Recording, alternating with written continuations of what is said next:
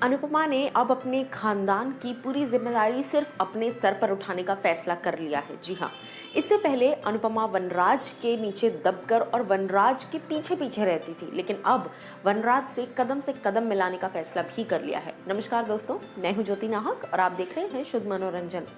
अनुपमा, जैसा मैं हमेशा कहती हूँ कि नंबर 1 चल रहा है, क्योंकि इसका प्लॉट और ट्विस्ट ही लगातार एक के बाद एक इतने आ रहे हैं कि जनता देखने पर मजबूर हो जा रही है। हाल ही में मैंने आपको बताया था कल के दिन कि किस तरीके से बापूजी अस्पताल में भर्ती हैं और उनको जिस तरह का हार्ट अटैक आया, कहीं ना कहीं उनकी जान खतरे में थी। अनुपमा ने जिस भी तरीके से शी मैनेज्ड कि वो उनको हॉस्पिटल तक लेके जाए और फिर वनराज को भी वो काव्या के पास से हॉस्पिटल लेकर आई। अब इसके आगे मैं बता दूं कि आज क्या कुछ होने वाला है। आज ज़बरदस्त ट्विस्ट आने वाला है, क्योंकि आज बा भी अनुपमा के अगेंस्ट होती नजर आएंगी। क्यों? क्योंकि सबसे पहले तो मैं आपको बता दूं कि वनराज जब हॉस्पिटल पहुंचते हैं वहां पर काफ़ी ज़्यादा चिल्लम चिल्ली होती है, क्योंकि वो अनुपमा पर चिल्लाते हैं कि तुमने ही बापूजी को कुछ गलत खाने के लिए दे दिया होगा, क्योंकि आजकल तुम्हारा ध्यान घर में नहीं होता है, तुम पूरा टाइम बाहर होती हो, कभी डांस कर रही होती हो, कभी कुछ कर रही होती हो। वनराज लगातार अनुपमा पर चिल्लाता है और उसे ये कहता है कि तुमने ही बापूजी को कुछ ऐसा खाने में दिया है जिस रीज़न से उन्हें हार्ट अटैक आ जाता है।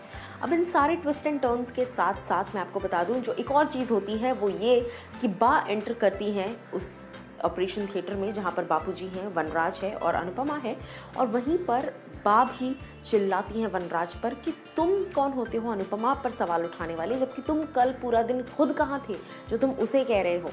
अब देखिए, यहाँ पर तो बा ने अपनी बहू का साथ दे दिया और कहीं ना कहीं समझाया प्यार से बहुत ज़्यादा कि तुम क्यों सवाल पूछ रहे हो, तुम खुद कल अनट्रेसेबल थे, तुम्हारा हम कब से पता लगाने की कोशिश कर रहे थे, रात भर तुम खुद कहीं नहीं मिल रहे थे।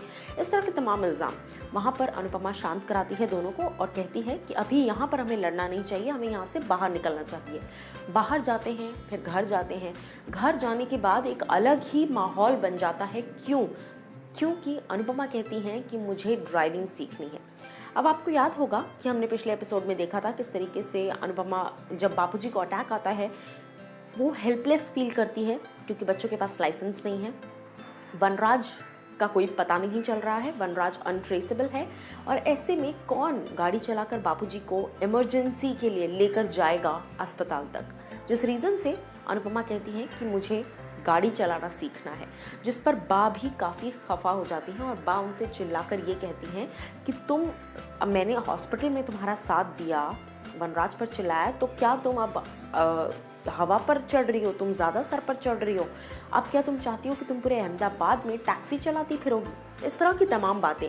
अब देखिए, यहाँ पर एक वो टिपिकल सास वाला जो नेचर है वो सामने नजर आ गया है। टिपिकल ऑर्थोडॉक्स मेंटालिटी को भी दर्शाने की कोशिश की गई है कि किस तरीके से एक हाउसवाइफ को बांध कर रखना चाहा जाता है हमेशा से। ऐसे में बा ये भी कहती हैं कि वनराज तुम्हारा पति है, मैं देख रही हूँ काफ़ी दिनों से तुम उसके साथ मिसबिहेव कर रही हो, उससे जो भी गलती हुई है, वो मैन ऑफ द हाउस है, वो घर का इतना काम करता है, इतनी जिम्मेदारियाँ उठाता है, तो तुम्हें उसे माफ़ कर देना चाहिए। जिस पर अनुपमा ये सवाल उठाती है कि क्या मैं 25 साल से काम नहीं कर रही हूँ? जिस पर बा कहती हैं कि तुम औरत हो और तुम्हें झुकना चाहिए।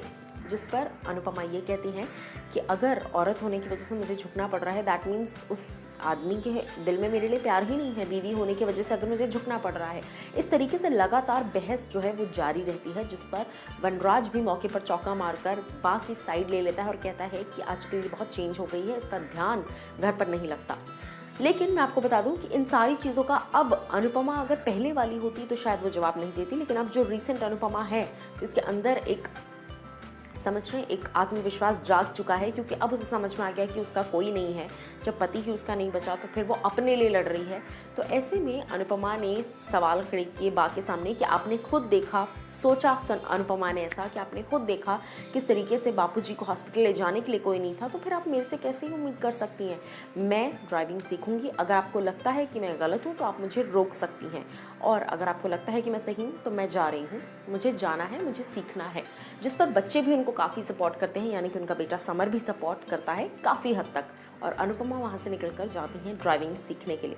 अब इसके आगे क्या सिचुएशंस आने वाली हैं, आगे क्या ट्विस्ट एंड टर्न्स आने वाले हैं, ये आने वाला वक्त बताएगा। लेकिन कहीं ना कहीं बहुत जल्द मैं आपको ये भी बता दूं बाय द वे कि वनराज लगातार इस बात से डर रहे हैं अनुपमा ये कहकर निकलती हैं कि फ़िलहाल के लिए मैं हॉस्पिटल जा रही हूँ, मैं बापूजी की सेवा करूँगी, 2-3 दिन उन्हीं के साथ वहीं पर रहूँगी। जिसमें वनराज जो है वो घबरा चुके हैं, क्योंकि अगर अनुपमा बापूजी के साथ रहती हैं तो क्या पता शायद वो सारी की सारी स्टोरी रिवील कर दें। किसको लेकर? वनराज और काव्या के रिलेशनशिप को लेकर। कैसा लगा ये ट्विस्ट एंड टर्न आपको, और आज के एपिसोड के लिए कितने एक्साइटेड हैं ज़रूर बताइए कमेंट सेक्शन में।